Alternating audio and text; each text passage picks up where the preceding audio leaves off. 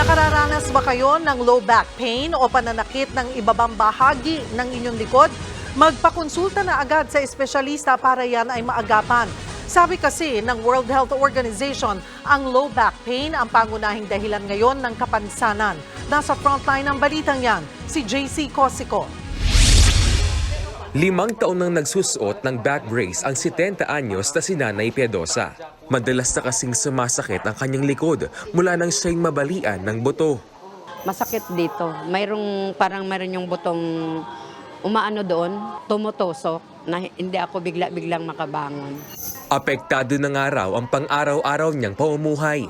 Hindi ako basta-basta makakalakad ng malayo, hindi ako makapagyuko na maglinis ng CR ng matagal. Sa datos ng World Health Organization, isa sa bawat 13 tao sa buong mundo noong 2020 ang nakararanas ng low back pain. Ito yung pananakit sa ibabang bahagi ng likod, partikular sa pagitan ng ibabang gilid ng tadyang at ng mismong puwetan. Katumbas yan na higit 600 milyong tao.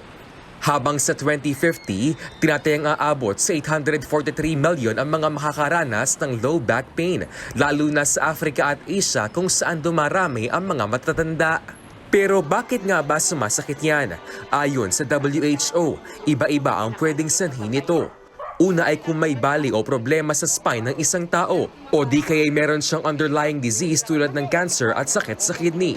Pwede rin dahil sa kawalan na pag-eehersisyo at labis na katabaan. Pagka hindi tayo masyadong gumagalaw, no, yung bigat na binubuhat ng ating katawan, particularly nung disc, no, ito yung nasa pagitan ng dalawang buto, okay, tumataas yung pressure.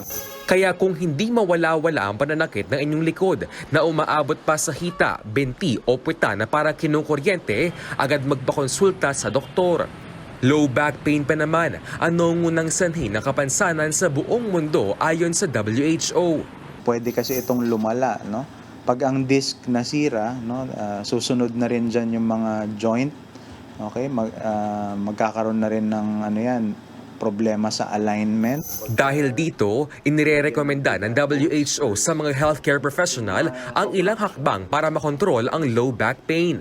Kabilang ang educational programs na nakatuon sa tamang pag-aalaga ng sarili, pag-eehersisyo, physical therapy gaya ng masahe, psychological therapy at pag-inom ng mga gamot sa pananakit.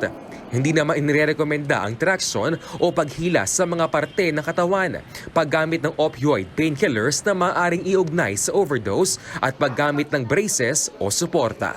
No, pagka tayo ay nagsuot ng brace, lalo na kung isusuot mo ito ng pangmatagalan, no, nagkakaroon din ng epekto sa likod kasi nanghihina yung mga muscle sa paligid ng spine. Nagbabalita mula sa Frontline, JC Cosico, News 5. Mga kapatid, Cheryl Cosim po. Iba na ang may alam at may pakialam sa panahon ngayon. Para sa tuloy-tuloy na balitaan sa Frontline, mag-follow at mag-subscribe sa social media pages ng News 5.